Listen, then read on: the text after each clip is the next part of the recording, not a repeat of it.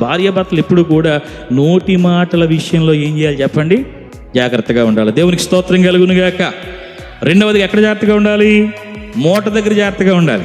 అంటే ప్రతి భర్త నా దగ్గర నుంచి మీ దగ్గర దాకా ప్రతి భర్త తన ఆదాయం గురించి, తన ఆదాయంలో వచ్చే ఇన్కమ్ గురించి, ఏం ఖర్చు పెడుతున్నాడని దాని గురించి, ఏం చేస్తున్నాడని దాని గురించి ప్రతి లెక్క కూడా ఎవరికి చెప్పాలండి? కానీ చాలా పరిస్థితులు ఎలా ఉంటాయంటే ఎవరి కాళ్ళే ఎస్బీఐలు అయిపోయారు. ఎవరి కాళ్ళు ఏంటి చెప్పండి? ఎస్బీఐలు. ఎస్బీఐ ఏంటి? స్టేట్ బ్యాంక్ ఆఫ్ ఇండియా కాదు, సేవింగ్స్ బ్యాంక్ అకౌంట్.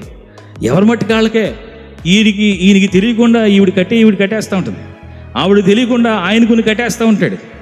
మాట్లాడితే ఇది నా డబ్బు, ఇది నా పొలం, నా ఇల్లు. అవును కదా? దయచేసి గమనించండి, దయచేసి గమనించండి. భార్యాభర్తలు ఇద్దరు ఒకటైనప్పుడు మూట కూడా ఇద్దరిదే, ఇల్లు కూడా ఇద్దరిదే, ఆస్తి కూడా ఇద్దరిదే, అన్నిట్లోనూ కూడా సమభాగిని. దేవునికి మహిమ కలుగును గాక.